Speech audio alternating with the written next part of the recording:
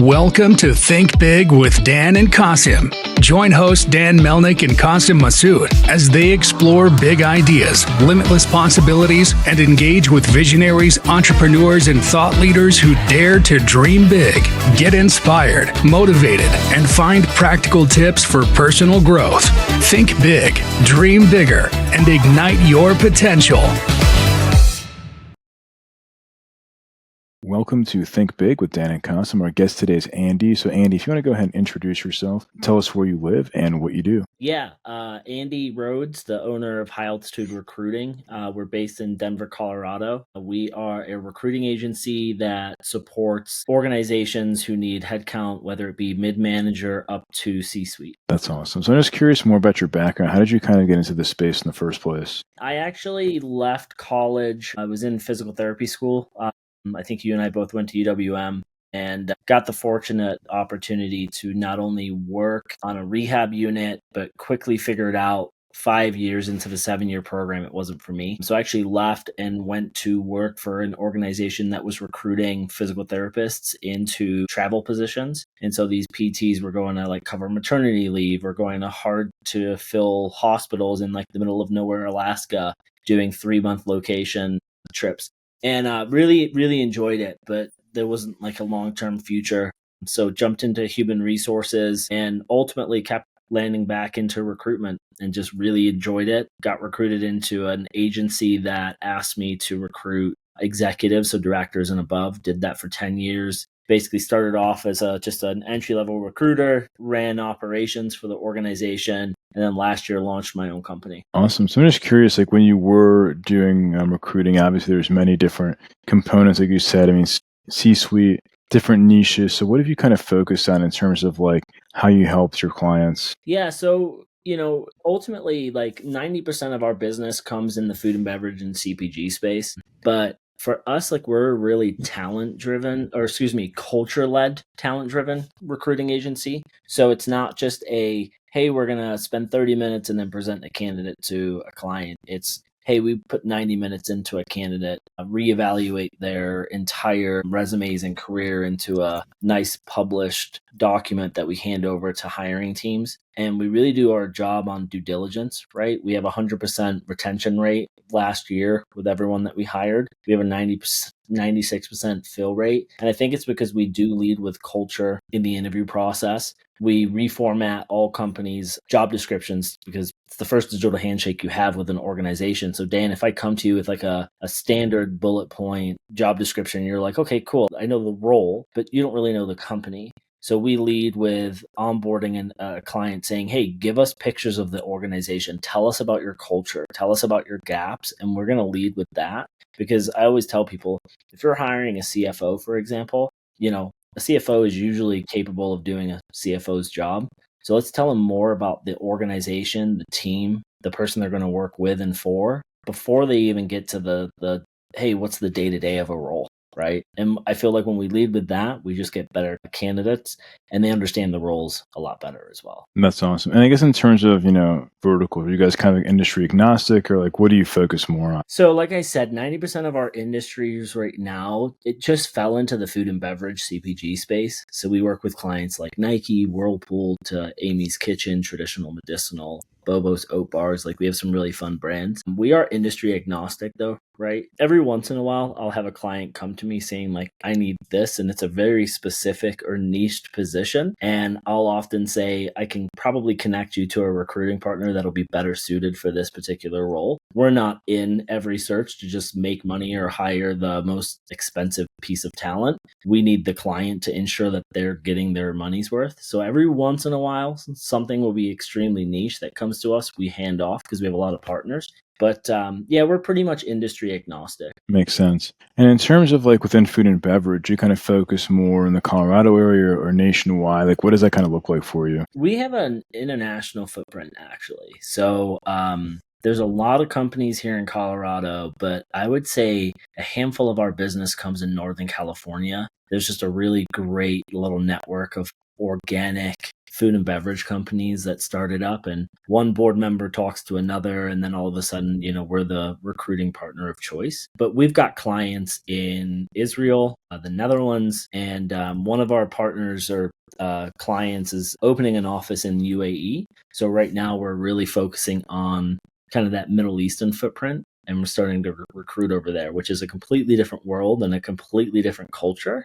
So it's been really fun to learn something new the last couple months. So when you're finding candidates in these different countries, do you look for people locally there? Do you look for many people in the U.S. that would be willing to relocate? Like, what does that breakdown kind of look like for you? Yeah, it's a good question. It's usually dependent on what the company is looking for, right? So if it's a U.S. owned company and they're moving, like, for example, my client right now moving to the UAE, they would like an American to go over and be like a head of operations for UAE, the Middle East. There's a lot of people that reside there already who are American. So we kind of do both, right? We look for someone here stateside who might want to make that move. But more often than not, typically we'll recruit within the market. We did a search for Dairy Queen many years ago, VP of supply chain. They had to heavily focus on Asia, and we actually found someone who was an American abroad doing the exact same thing, just happened to be in Australia. So very similar time zones, was easy for them to take the role. Yeah. So if people are in different countries, they have different preferences for social media. I mean, obviously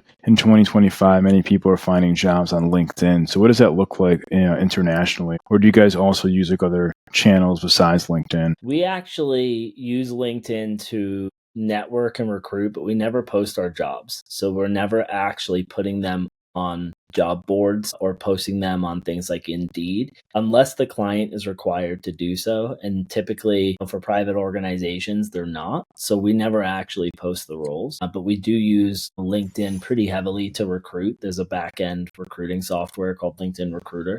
Yeah, but we don't really post on job boards. And so I think for us, I don't have to worry so much of saying like, oh, I need to open a role in the UAE. Where are they posting? Where are people finding jobs? Like 99% of the people that we reach out to are passive candidates. They're just crushing their roles and they're not worrying about like, hey, I need to find something new. We're going to them and saying like, hey, we're actively headhunting you because we like what you've done at this organization or this part of your back. So do you look for somebody who's familiar with the company for X amount of years? Like how relevant is that in 2025? I think job stability is pretty relevant. I think since 2020, we've seen very short stints with some people. And so everyone can cue in and say like, oh, COVID, right? Like there was something that happened. But I would say in 2025, having some stability is really key because the biggest concern you have, right, is, hey, Dan's jumped the last 3 roles for a year.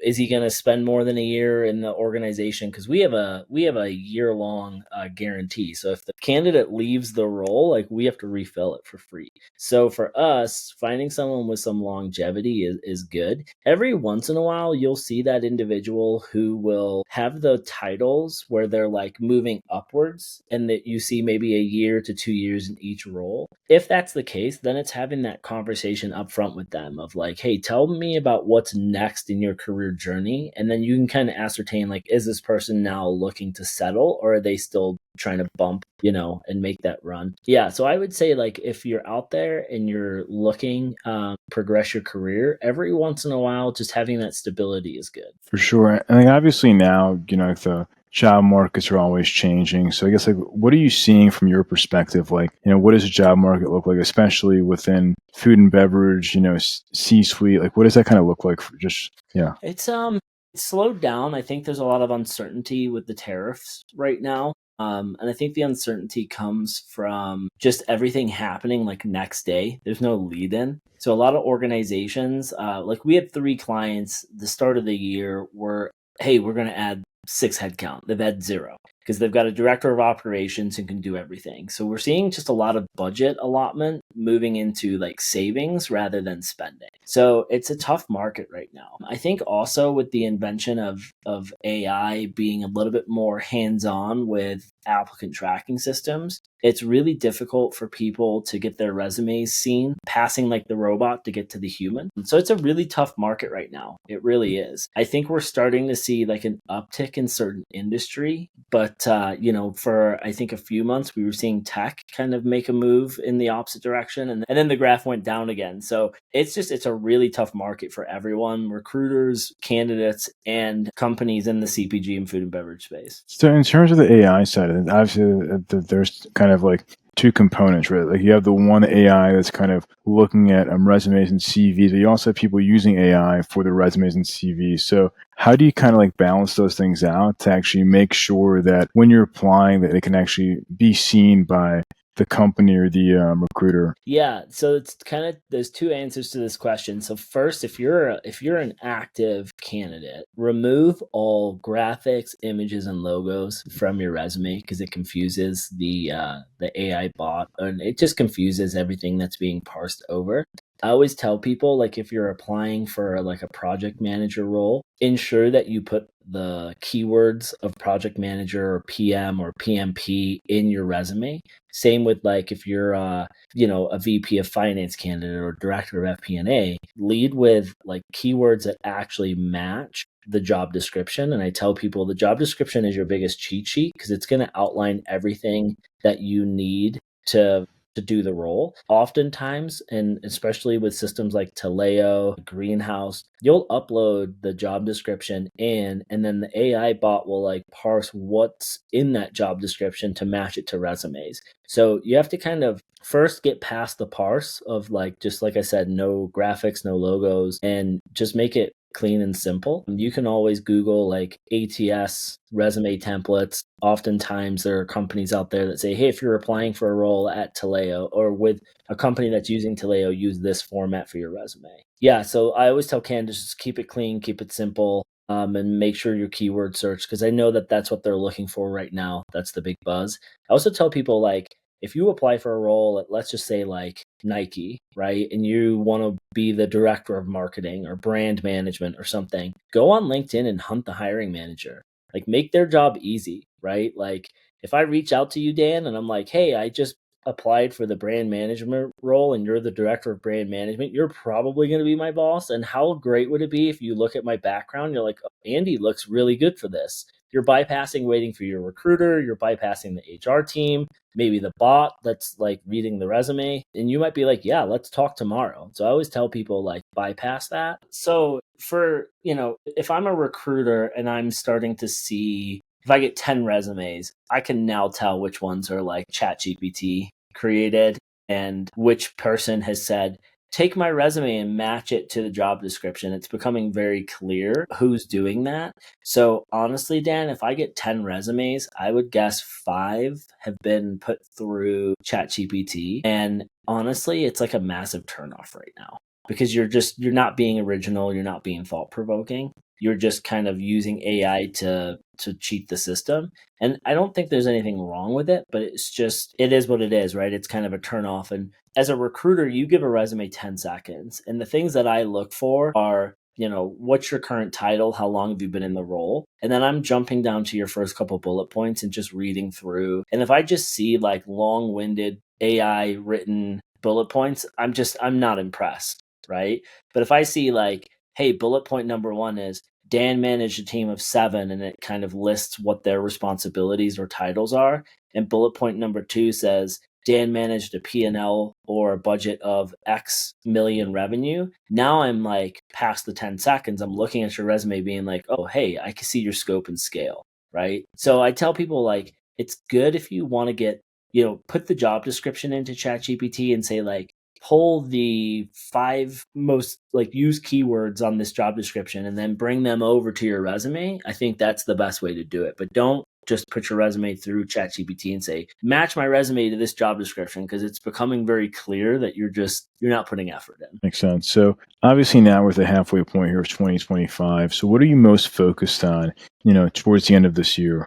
We made a huge shift a few months ago because we know how difficult it is for organizations in food and beverage and CPG to be dealing with the uncertainty of tariffs, what's happening overseas with just different climates when it comes to political or geopolitical, because a lot of people don't know, like, hey, a lot of natural ingredients come through Turkey and there's stuff happening in the government over there. So we really realigned our like pricing structure to say to these smaller food and beverage or CPG companies, you don't have to break the bank to get a recruiting partner. So our big thing heading into the end of this year is finding those partnerships and letting people know, like, we're here for you. We're not here to give you the most expensive candidate. Like, we are here to find you the best candidate. So we've kind of revamped our entire price model. We've fixed our fees, and we're letting people know, like, hey, we are here to be an extension of your HR team. Yeah. And then we've also, we're finding a lot of people are struggling right now